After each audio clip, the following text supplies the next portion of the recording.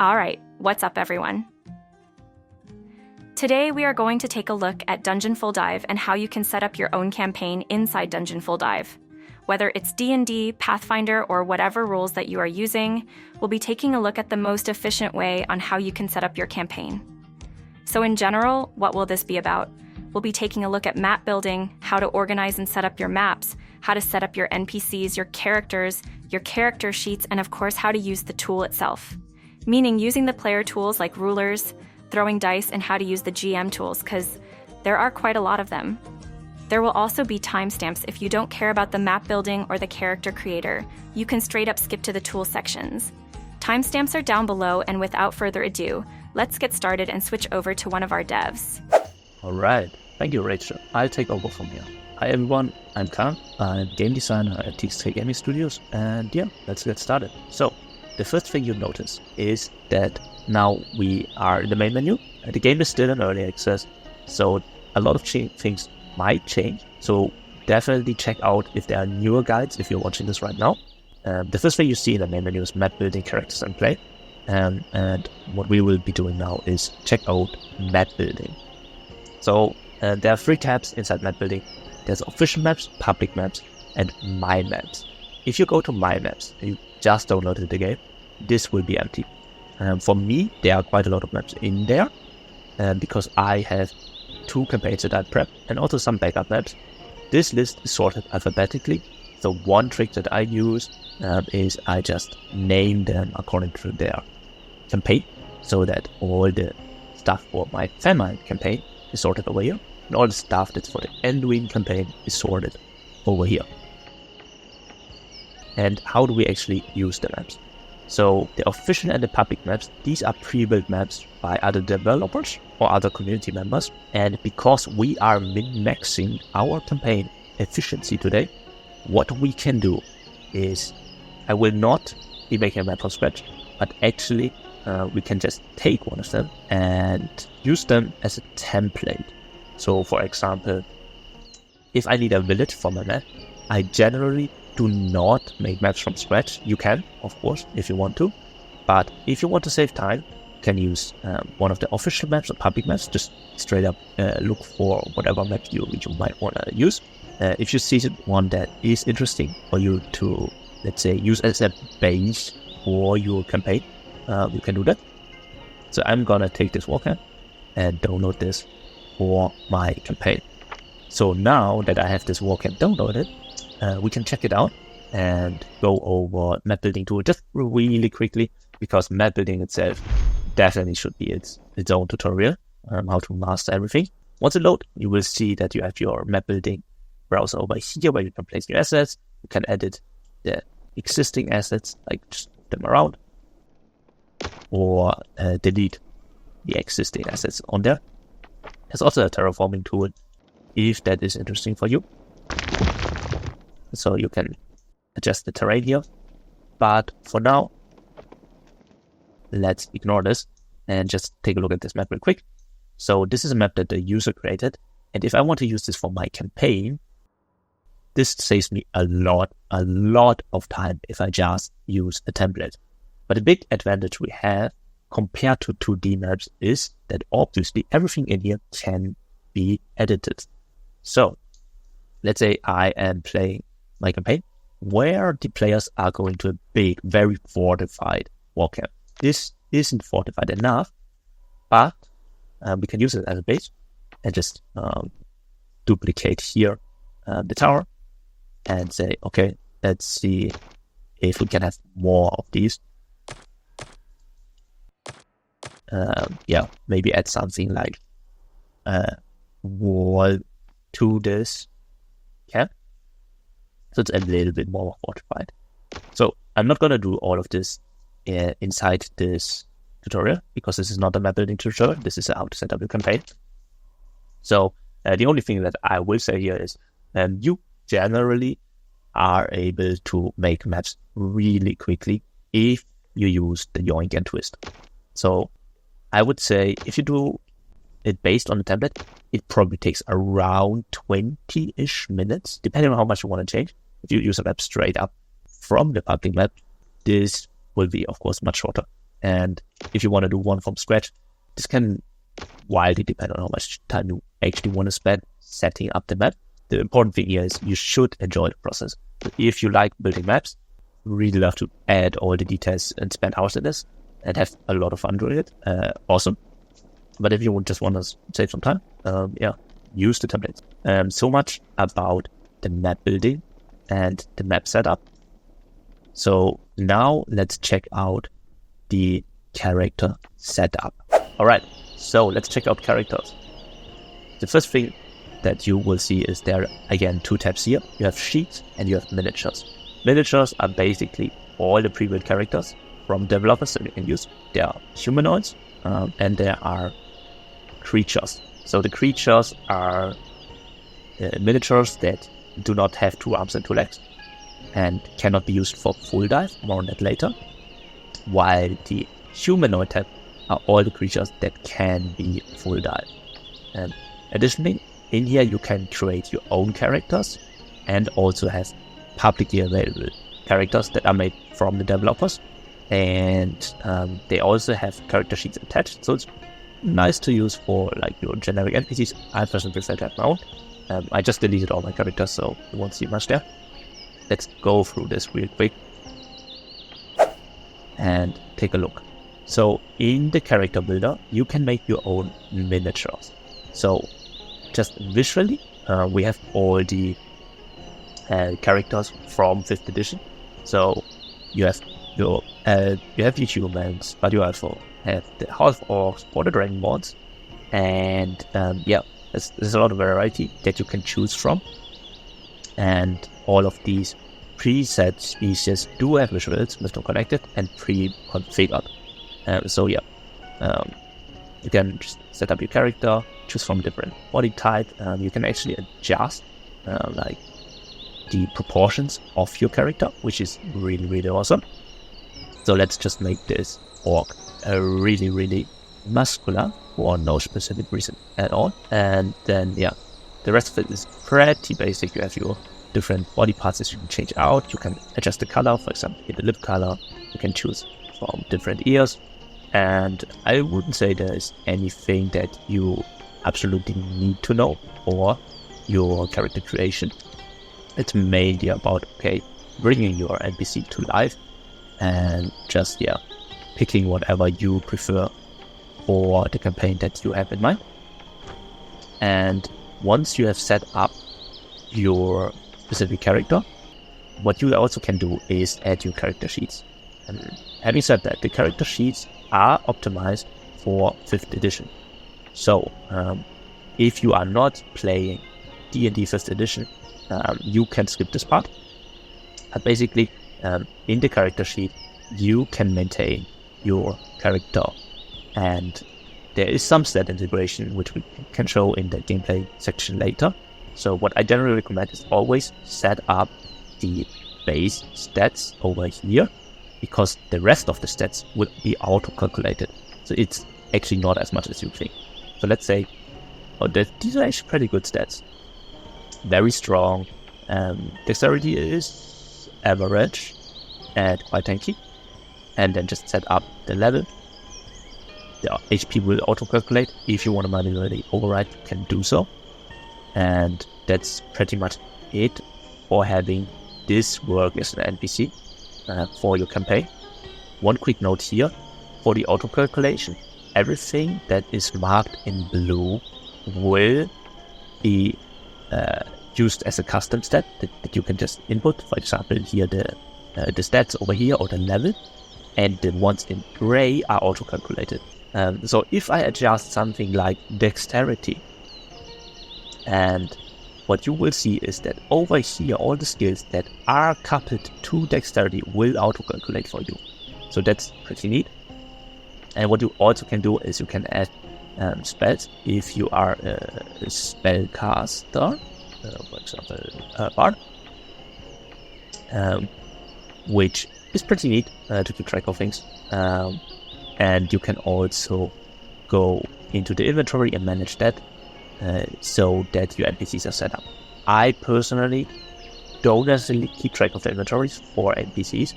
As a player, this is amazing.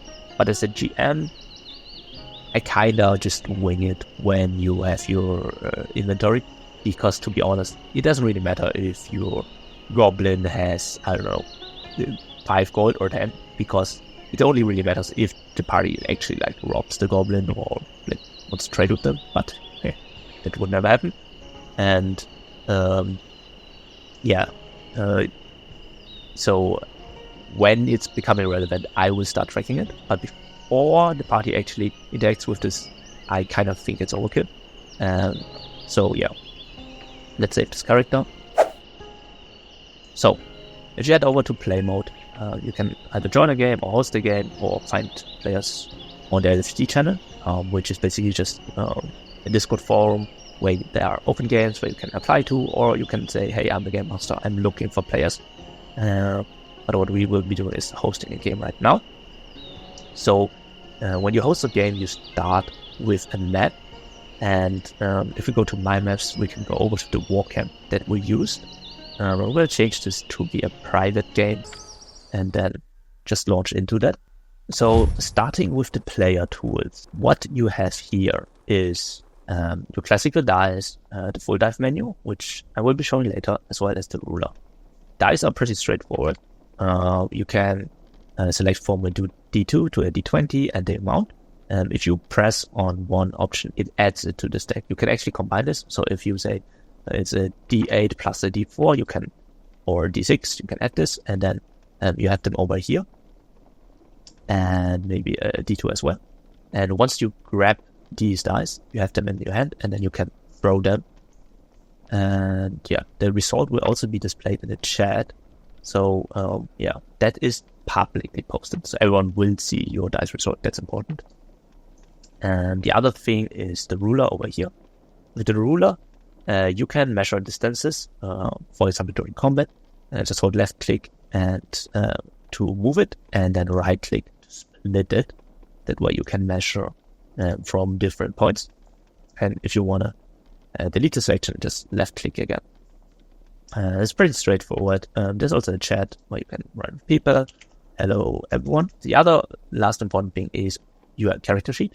So if you have a miniature that you have spawned, so only the ones that have not been created by your game master, you can press on character sheet to access the character sheet at any time, where you can see your actions, you can see your spells, you can see your inventory.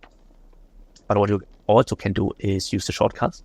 If you press C, this will also open your character sheet on the stats page. If you press I, this will open the inventory. And if you press K, this will open your spells.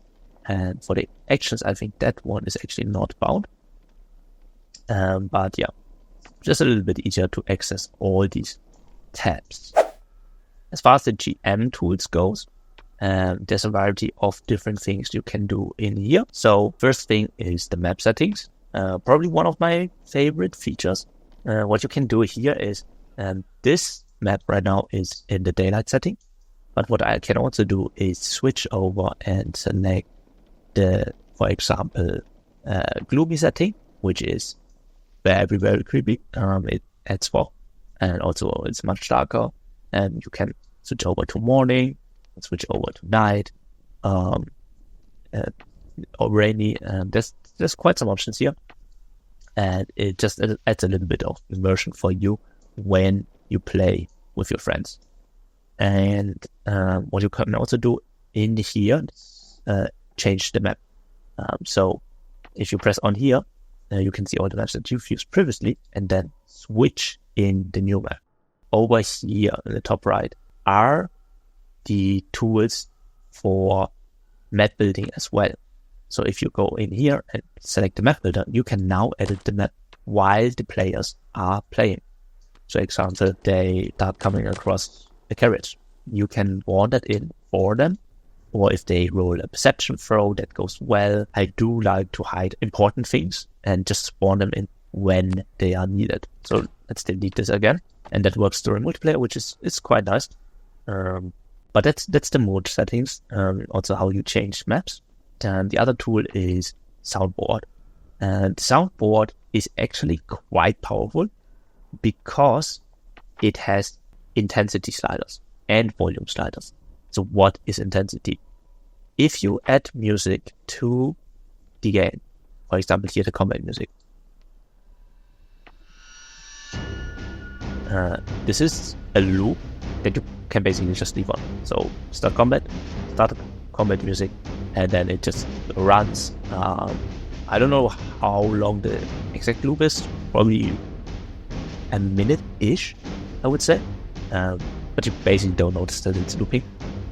And the other thing that we have in here, though, apart from the volume, is the intensity. So imagine your party goes into an ambush, and then you have the big, bad, evil guy appearing. Now you want the music to become intenser, and this is possible here. If I go from the lowest intensity, which is right now, to the highest, it will actually change the music intensity. So listen.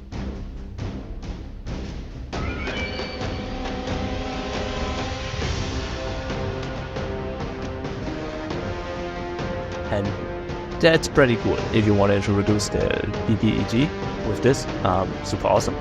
And if they kill him or the fight gets less intense, you can switch back. And this happens dynamically.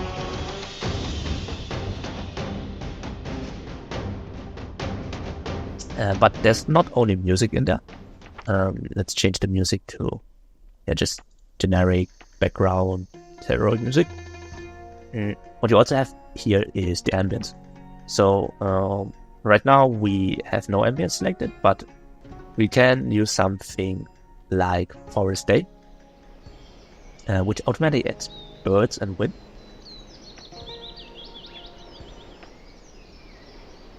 And again, here we have the intensity. So if you want the wind to pick up because you are changing the weather, you can increase its volume. But also down here, how it actually sounds like. So one good example is the wolves that are in here. On the lowest intensity, they kind of far away, and you can hear them in the background.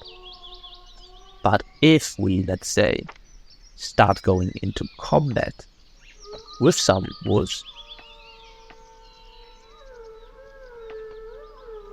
what you can do is then increase the intensity, which makes them appear much more aggressive and much more closer.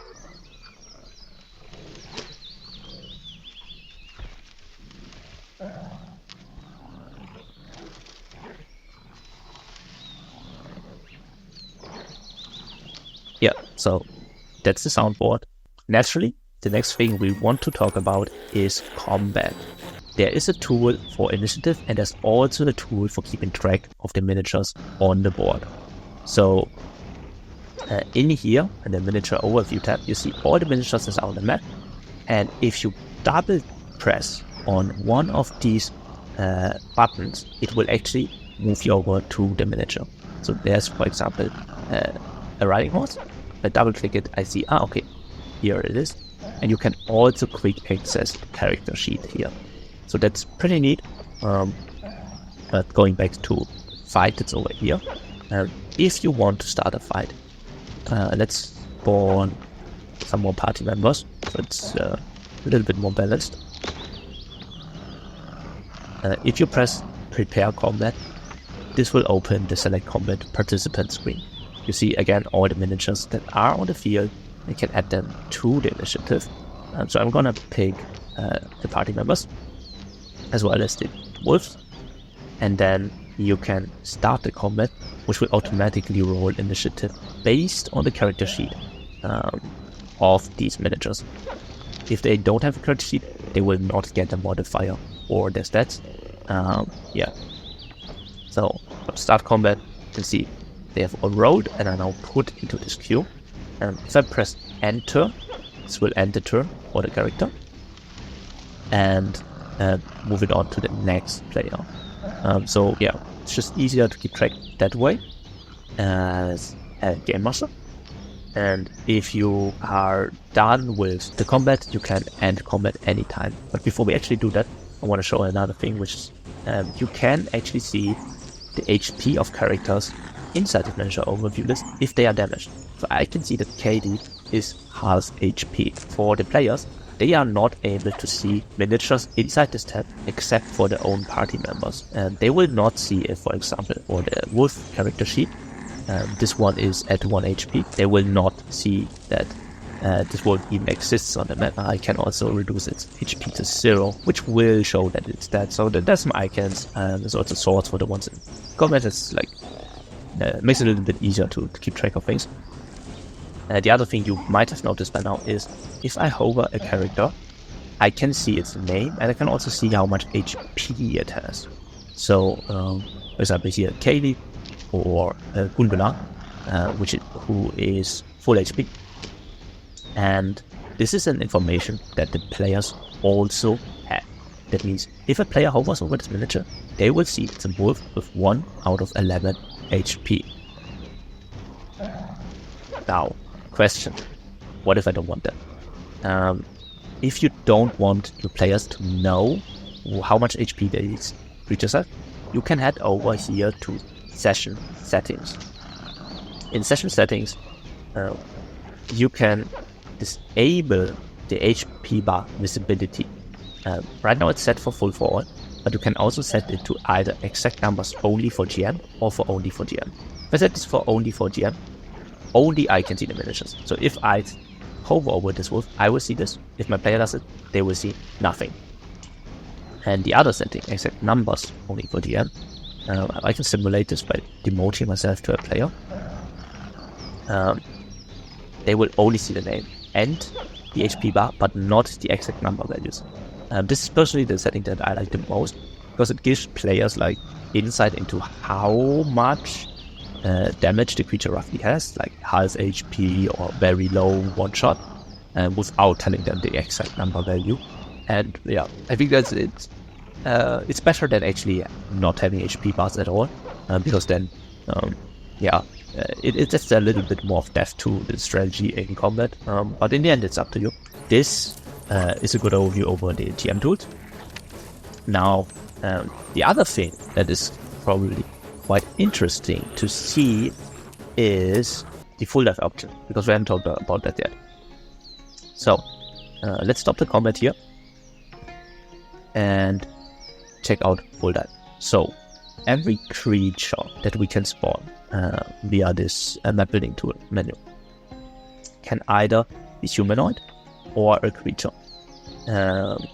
Creatures basically means they don't have 2 arms, 2 legs, and are standing upright, because these you cannot possess. And humanoids are everything that has 2 arms, 2 legs, and can stand. And also all characters we create from the character creator are in here. So let's take this Trian and place it. And the way full dive works is if you open the context menu on a character, you can select full dive, or if you select tab menu and then press on possess, then you can full dive for yourself or throw all your players into full dive. So let's do that. And if you full dive, you can see you are now actually inside your campaign. So I'm in my miniature right now, and I can see the NPCs. They now have animations, because if you're not in full dive, they will only stand around on their base plate. But if you full dive, you can see how they are idling, and of course if you're playing a multiplayer, how these people will walk around. So when to use full dive mode. This entirely depends on what you prefer as a game master. I know players that prefer to just use this as a normal tabletop tool, which is fine, perfectly fine, and just use this basically as more advanced Roll20 or tabletop simulator, just much easier to use because it's made for tabletop, and they will not use full dive at all. However, there's also a lot of players that do prefer the full dive mode, and if you are playing in VR, I generally recommend to use full dive mode more, because then it's actually a completely different experience. It's so much more like live action roleplay, than it is with your normal virtual tabletops, which is amazing because you can't have that experience anywhere else. So yeah, on PC itself, it kind of controls like a first-person shooter. So you can walk around with WASD, you shift to sprint or spacebar to jump, and then you can also RP with 2 players. This is a little bit like GTA or Arma RP if you've done that, and this can also be quite fun. In the end, it is a question about preference, and if you are a game master, you can set under session settings either that you control this as a GM, or you can say that they have the full control for the players. That is up to the GM to decide. One last thing for the full dive, as a game master, in the process menu, you can also toggle animations in table mode. If you do this, even if you are in tabletop mode, you can see the animations of the idle characters, but also the animations of your players when they are actually full diving inside the character. So that makes it easier as a GM to see how they are RPing. If you personally prefer as a GM to stay outside in tabletop mode, just for the overview. Of course, if you are a GM, you can also full dive to RP with your players and say, I'm the tree guy, because there is lip sync in the game. So there is some advantage to that if you prefer to use the live action aspect or live action roleplay aspect of the game. And that's it for the full dive tool. And with that, we have pretty much everything covered for the most important tools for Dungeon Full Dive and how to use them. Additionally, there will also be another video coming up with the best tips and tricks on how to build maps inside Dungeon Full Dive for your campaigns, so keep out an eye for that. And of course, if you have any questions about Dungeon Full Dive itself or any tools, let me know in the comments. And if you guys are interested, we might even make a more detailed guide on how to GM as a game master, more tips and tricks, being more in depth. If that is of interest for anyone, just let me know in the comments. So yeah, thank you guys so much for watching. Go check out Dungeon Full Dive on Steam if you like tabletop RPGs, because Dungeon Full Dive is literally free to use. So yeah, I hope to see you inside Dungeon Full Dive very soon, and see you then. Bye bye.